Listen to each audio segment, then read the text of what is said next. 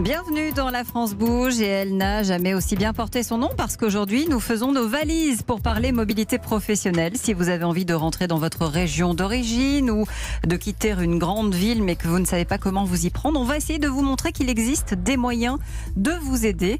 Bonjour Dominique Valentin. Bonjour. Merci d'être avec nous. Vous êtes le PDG de Relais d'entreprise. Vous êtes, je crois, originaire d'un village dans les Ardennes, c'est ça, qui compte 500 habitants.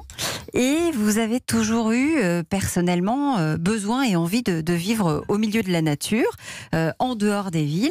Et c'est ce qui vous a poussé en quelque sorte à mettre en place ces relais. Racontez-moi comment vous est venue l'idée. Tout à fait, originaire à la fois du monde agricole et d'un village ardennais de moins de 500 habitants. Comme beaucoup de Français et d'actifs, j'étais amené à faire mes études dans les grandes villes, ensuite mes premiers pas professionnels dans des grandes métropoles.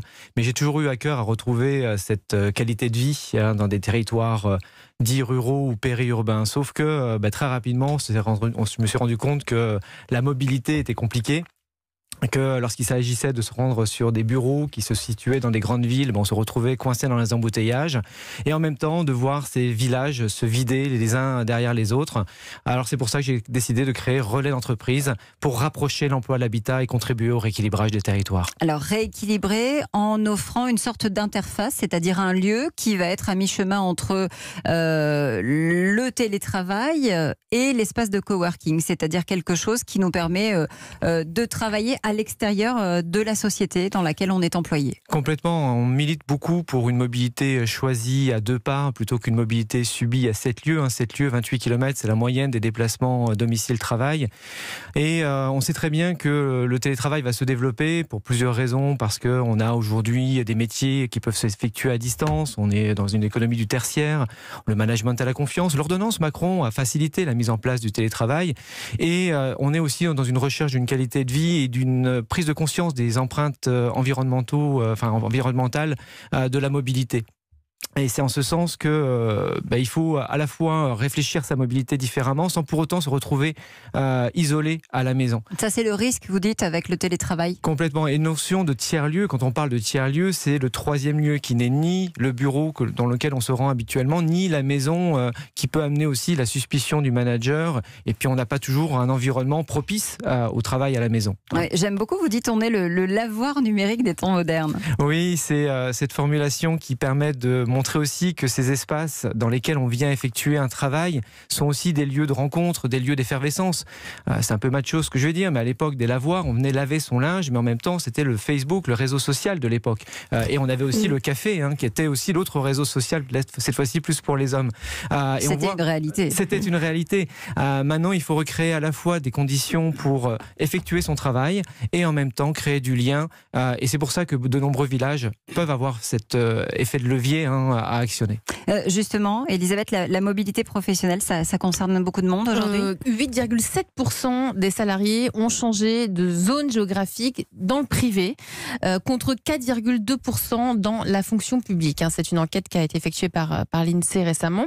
C'est évident, c'est plus fréquent pour les jeunes qui sont en insertion professionnelle, donc ils n'ont pas forcément de charges financières très, très élevées, pas de famille à porter.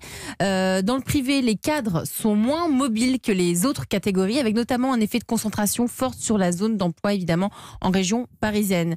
Dans le public, c'est l'inverse, les cadres sont beaucoup plus mobiles.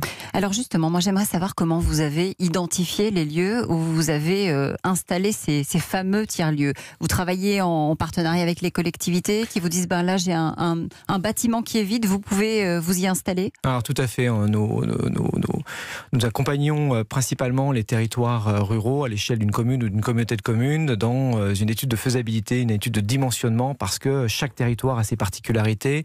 Et ensuite, on va avoir à cœur de regarder quels sont les bâtiments publics qui peuvent être facilement réhabilités. Il y a pléthore de bâtiments, des anciennes écoles, parce qu'il y a eu un pôle scolaire, une ancienne trésorerie. Ce sont des bâtiments souvent très bien situés dans des centres-bourgs, près de la place du village. Et on va regarder si le coût de la rénovation, de la réhabilitation va permettre ensuite d'avoir un équilibre économique en fonction du potentiel que l'on aura recensé, puisqu'on va interroger la population, on va faire une enquête, on va regarder quels sont les premiers utilisateurs pour voir ensuite qui va gérer le lieu. Est-ce que le lieu sera géré par la collectivité elle-même ou est-ce que ce seront des privés ou des associations qui vont animer l'espace, parce qu'il peut y avoir aussi une nécessité d'animer ces espaces. Oui, vous êtes dans le Gers, le Doubs, en Guadeloupe, dans la Nièvre, le Cantal, le Jura, effectivement des zones rurales, des zones qui en tout cas ont besoin de faire savoir qu'elles ont un bassin d'emploi, un potentiel aussi. Catherine Testa, notre coach. Alors moi je suis une enfant du digital, mais je crois profondément au café en fait.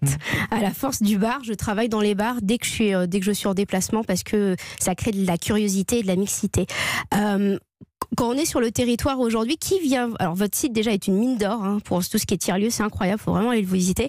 Mais si on est une collectivité territoriale, si on est un particulier, qu'on a envie de monter un tiers-lieu, on s'adresse à vous. Comment ça fonctionne en fait? Oui, on s'adresse à nous. Alors soit le lieu n'existe pas et on va apporter toute notre expertise sur le dimensionnement, ce que j'évoquais en lien avec les collectivités, mais aussi avec le privé, avec un focus quand même spécifique sur le modèle économique. Parce que on a effectivement, nous, au niveau de Relais Entreprises, beaucoup de valeurs en lien avec l'économie sociale et solidaire, en lien avec l'environnement.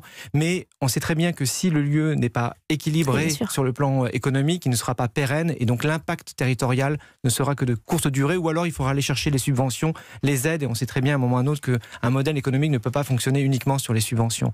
Donc on va avoir à cœur de pouvoir accompagner ces porteurs de projets, et ensuite, parce qu'il y a beaucoup de lieux qui se sont créés, on n'a pas, nous, l'exclusivité de l'accompagnement de tous les lieux en France. Il y a un peu plus de 1700 espaces coworking tiers-lieux, avec une forte concentration dans les villes, mais aussi dans les territoires ruraux. Mais sauf que beaucoup de lieux n'ont pas de visibilité de leur offre. Ils vont avoir un nom très spécifique, en lien peut-être avec l'ancienne vocation du bâtiment, le chai, parce que c'était un ancien endroit pour faire la vigne, mais on ne sait pas ce qu'on va y trouver. Et c'est pour ça que Relais Entreprises est devenue la première enseigne nationale d'espace de télétravail en milieu rural et périurbain, justement pour donner cette lisibilité. Vous en avez une centaine aujourd'hui? Oui, une centaine, un peu partout. Mais et combien en devenir? Alors on a une ambition de 1500. Pourquoi 1500? On aurait pu mettre 2000, 3000. Il y a un potentiel facilement de plus de 10 000 tiers-lieux à horizon 2025, parce qu'il faut couvrir les différents espaces de vie, et on sait que la zone d'influence d'un tiers-lieu d'activité, lorsqu'on veut s'affranchir d'une mobilité, est très courte. On ne va pas faire une demi-heure pour s'affranchir de 45 minutes ou une heure de temps de trajet. Et en fait, 1500, c'était le nombre de relais de poste qu'il y avait à la belle époque. Et en fait, quand on a créé Relais Entreprises, on a fait référence à cette notion de relais de poste. Et là, on veut être, nous, le relais des entreprises. Et c'est pour ça qu'il y a un S à entreprise.